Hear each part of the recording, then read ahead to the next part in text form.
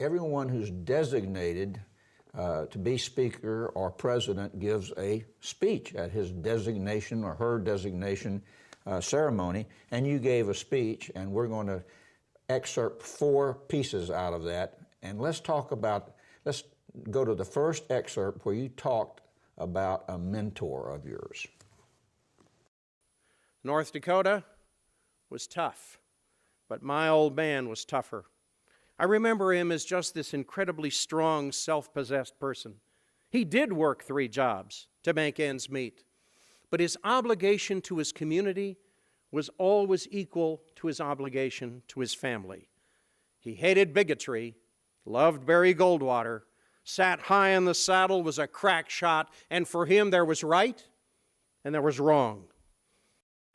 There's a lot probably about Senator Don Gaetz, not just about the father in that statement, and I want to tease this out a little bit. North Dakota was tough, but my old man was tougher.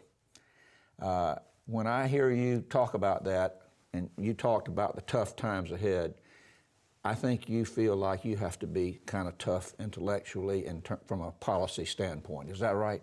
It's a time for hard decisions.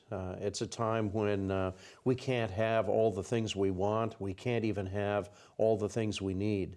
But I grew up in the 50s and 60s in a North Dakota prairie town in an agricultural family where sometimes the crops didn't come in, sometimes the insects came instead, sometimes the weather wasn't what we needed, certainly prices weren't what we expected. And so every year was tough, and you had to make hard calls. I think that prepared me for a life in business where you have to make decisions, and I hope it prepares me now to help lead the state of Florida at a time when we have to decide who we are, what our values are, what matters to us, and then we have to seize those opportunities and not be distracted.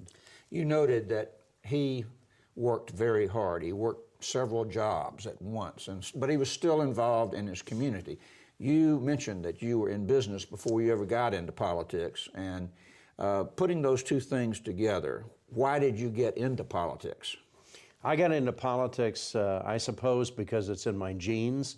My father was very much involved in public affairs in my home state and in our community, and so was my grandfather, my grandfathers on both sides. But I became involved in politics because as a business person, I ran up against closed doors. I was in healthcare. And when we tried to develop hospice for terminally ill patients and their families in this state and in this country, we ran up against closed doors, laws that were not permissive, bureaucracies that were not responsive. And so, we had to pound down those doors. We had to get through them somehow so that we could create hospice care in this country, and I had a hand in that.